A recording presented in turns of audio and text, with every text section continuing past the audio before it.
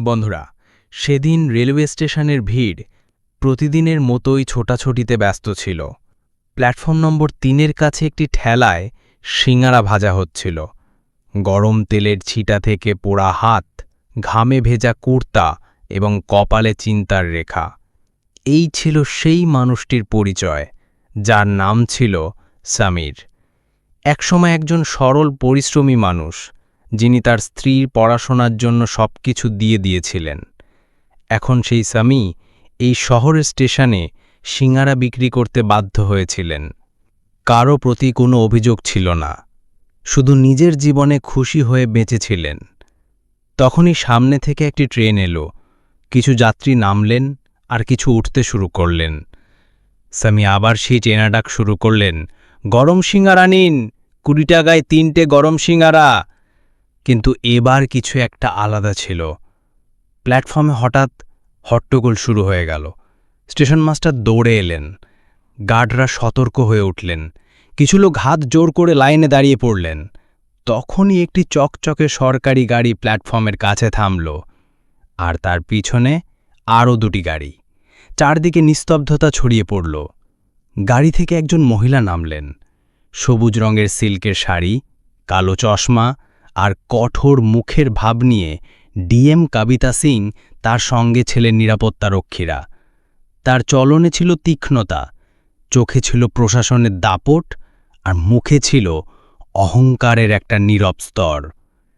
তিনি সোজা এগিয়ে গেলেন, যেন কাউকে দেখা বা চেনা তার মর্যাদার বিরুদ্ধে। কিন্তু ঠেলার পেছনে দাঁড়িয়ে থাকা সামি তাকে দেখতে থাকলেন। কয়েক মুহূর্তের জন্য তার হাত থেমে গেল। কবিতার চলা ধীর হল। তিনি একবার পিছনে ফিরে তাকালেন। তার চোখ স্বামীর চোখের সঙ্গে মিলল। পলক এক মুহূর্তের জন্য থমকে গেল। তারপর যেন তিনি সেই মানুষটিকে কখনো দেখেননি। একটি কথাও না বলে তিনি এগিয়ে গেলেন। স্বামী সেখানেই দাঁড়িয়ে রইলেন। না কিছু বলতে পারলেন, না কিছু করতে পারলেন। যেন একটা ধাক্কা লেগেছে। আশেপাশে দাঁড়িয়ে থাকা লোকের দৃষ্টি এখন স্বামীর ওপর ছিল। কেউ ঠাট্টা করছিল, কেউ কিছু বলছিল, কেউ বা অন্য কিছু। দেখে মনে হচ্ছিল তাকে আর চেনে না। সিঙাড়া বিক্রেতা কি ডিএমের স্বামী? এখন ডিএম ম্যাডামের কি আর মনে থাকবে স্বামীকে? ভিড় যেন তার সম্মানকে চিবিয়ে ফেলছিল। তখনই দুজন পুলিশ সেখানে পৌঁছাল।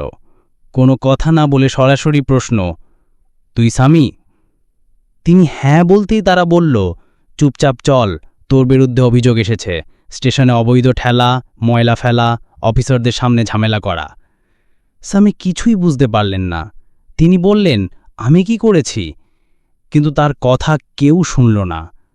তাকে টেনে হিঁচড়ে থানায় নিয়ে যাওয়া হলো। থানায় তাকে মাটিতে বসিয়ে দেওয়া হলো।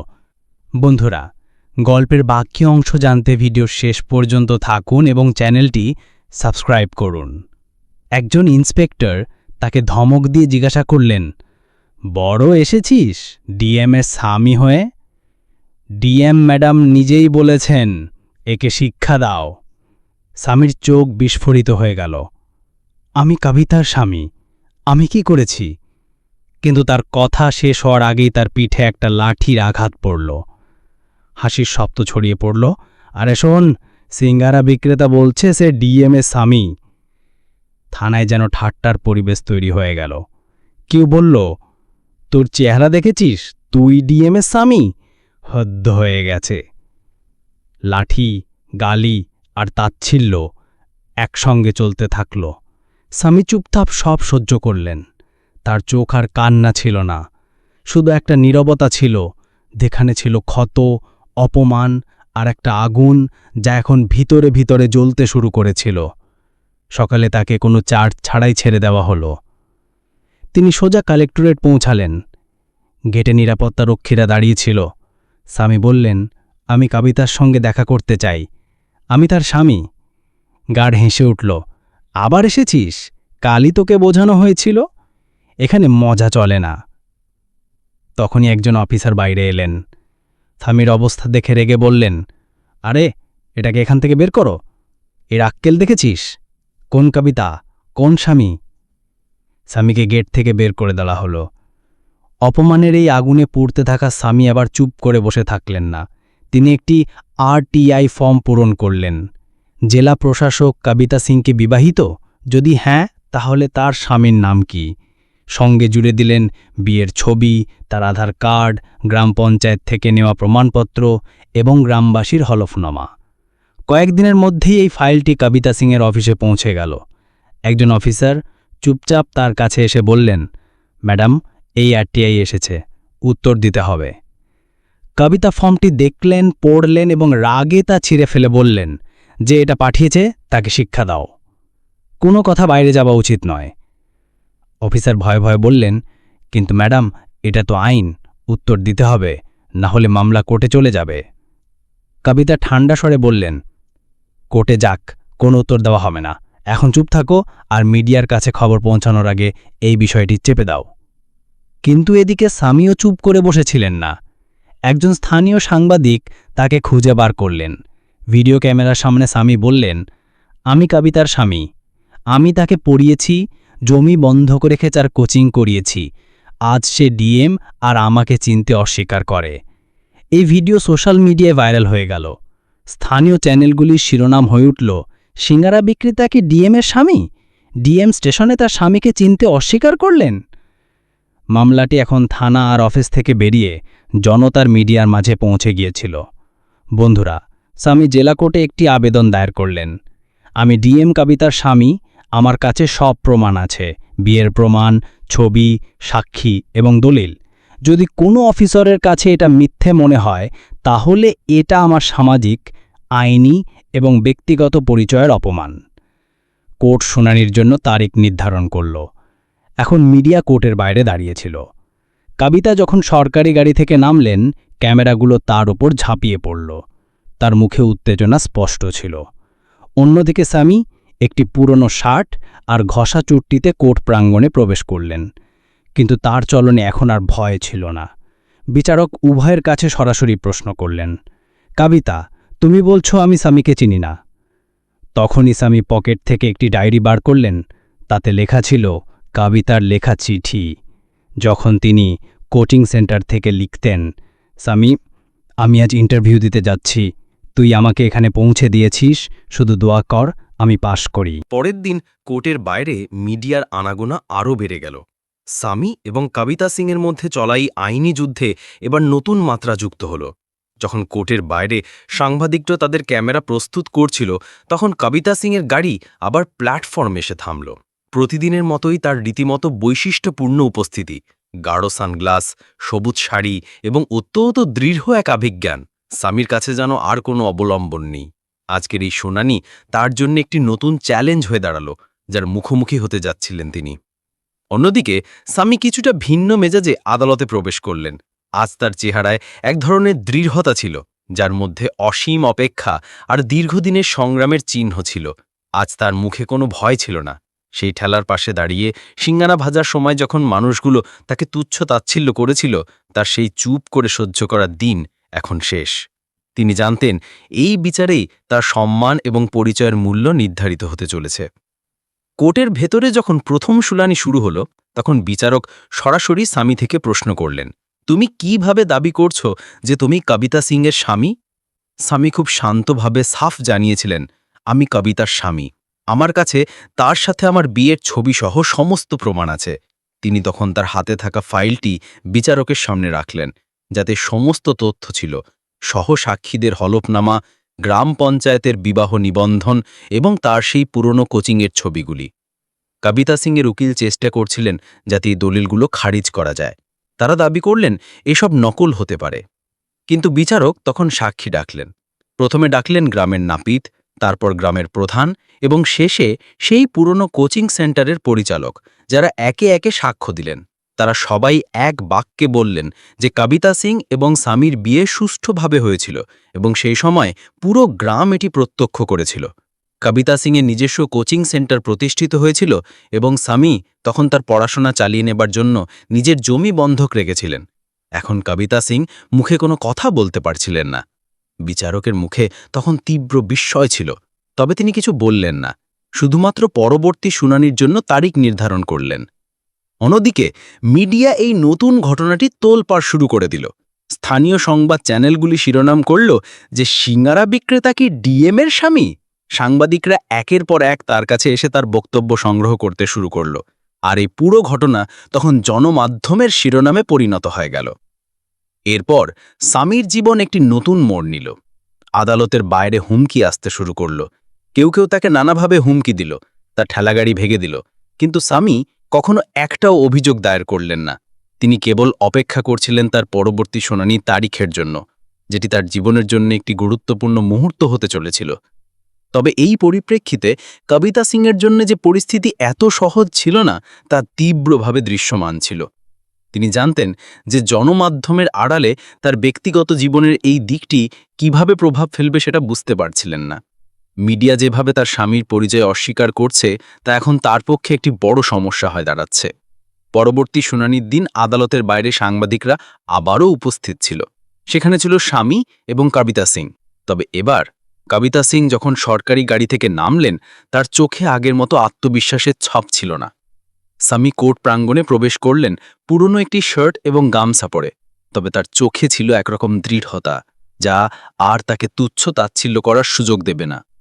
কোর্টে যখন তারা মুখোমুখি হলেন, তখন বিচারক আবারও প্রশ্ন করলেন, কবিতা, তুমি কি আবারও বলছো তুমি স্বামীকে চেনো না? এবার স্বামী পকেট থেকে একটি ডায়েরি বের করে বিচারকের সামনে রাখলেন। ডায়েরির পাতা উল্টে তিনি একটি চিঠি বের করে বিচারককে দেখালেন। চিঠিতে লেখা ছিল, তুমি যেখানেই যেও আমি তোমার সঙ্গে আছি স্বামী, তুমি আমার জন্য সবকিছু করেছ, তুমি যখনই আমাকে সাহায্য করবে আমি তোমার জন্য চিরকাল কৃতজ্ঞ থাকব। এই চিঠি ছিল কবিতা সিংয়ের নিজ হাতে লেখা, যখন তিনি কোচিং সেন্টারে পড়াশোনা করছিলেন। তখনই কবিতা সিংয়ের মুখ নিচু হয়ে গেল। তিনি জানতেন আর কোনো উপায় নেই। বিচারক রায় সংরক্ষিত রাখলেন। কোর্টে রায় ঘোষণার দিন এসে পৌঁছাল। আজকের এই দিন ছিল স্বামীর জীবনের সবচেয়ে গুরুত্বপূর্ণ দিন। অনেক কষ্ট, অপমান এবং সংগ্রামের পর আজ তার দাঁড়ানোর সুযোগ ছিল। আদালতের বাইরে সাংবাদিকরা ভিড় জমাতে শুরু করেছিল। কবিতা সিং গাড়ি থেকে নামলেন। তার চেহারায় এখন এক ধরনের চাপ ছিল যা আগে কখনো দেখা যায়নি। সংবাদ মাধ্যমের ক্যামেরা এবং লোকের চোখে একটা তীব্র উৎসাহ ছিল, কিন্তু কবিতা সিং জানতেন আজ তার কাছে কিছু বলতে হবে। অন্যদিকে স্বামী কোর্টে প্রবেশ করলেন পুরনো সাদাসিধে পোশাক পরা, তবে তার মুখে ছিল এক ধরনের শান্ত দৃঢ়তা। তার চোখে কোনো ভয় বা দ্বিধা ছিল না। দীর্ঘ সংগ্রামের পর আজ তার সত্যের জয় নিশ্চিত করতে হবে। আজ তার জীবনের সেই মুহূর্ত যেখানে তার কষ্টের এবং পরিচয়ের মূল্য নির্ধারিত হবে। কোর্টে বিচারক রায় ঘোষণা করলেন, এটা সত্য যে কবিতা সিং এবং স্বামীর বিয়ে হয়েছিল।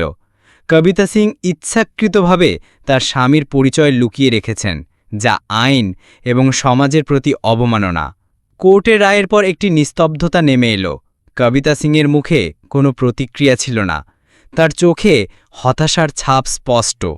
একদিকে তার সরকারি পদমর্যাদা, অন্যদিকে তার ব্যক্তিগত জীবন। একসময় যিনি তার পাশে ছিলেন, আজ তিনি তার বিরুদ্ধে দাঁড়িয়ে সামাজিক এবং আইনি ন্যায় প্রতিষ্ঠিত হয়েছে। তবে স্বামীর মধ্যে এক ধরনের প্রশান্তি ছিল, যদিও তার জীবনে অনেক কিছুই এখনও বদলাবে। তিনি জানতেন তার সত্যের প্রতিফলন এখন পুরো সমাজের সামনে এসেছে। তিনি তার হারানো সম্মান ফিরে পেয়েছেন, কিন্তু তিনি বুঝতে পারলেন যে আজকের এই জয় তাকে আরও বেশি দায়িত্বশীল করে তুলেছে। কোর্টের বাইরে সাংবাদিকরা এক এক করে তার কাছে আসছিলেন। আপনার অনুভূতি কি? আপনি এখন কি করবেন? এক সাংবাদিক প্রশ্ন করলেন। স্বামী শান্তভাবে উত্তর দিলেন, আজ আমি আমার সত্যের জন্য দাঁড়িয়েছিলাম, কিন্তু আমার জীবনের উদ্দেশ্য এখনও শেষ হয়নি। আমি শুধু জানতাম যে যা ঘটেছে তা আমি ভুগে দেখেছি। এখন অন্যরা যাতে আমার মতো না হয় সেজন্য কিছু করতে হবে। সাংবাদিকরা তার কথা শুনে অবাক হয়ে গেল। স্বামীর এই ধৈর্য এবং দৃঢ়তার মধ্যে এক ধরনের প্রশান্তি ছিল, যেটি এখনও তার চেহারায় প্রতিফলিত হচ্ছিল। মিডিয়া, আদালত এবং সামাজিক প্রতিবন্ধকতাগুলোকে অতিক্রম করে স্বামী তার সংগ্রাম শেষ করতে সক্ষম হয়েছেন।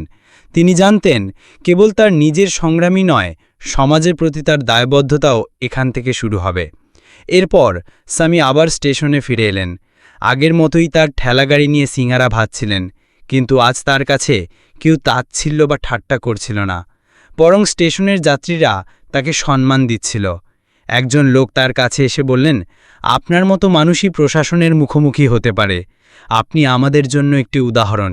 সামি সেই লোকটির দিকে এক নজর দিলেন এবং চুপচাপ তার প্লেটে একটি সিঙ্গারা রেখে বললেন, গরম আছে।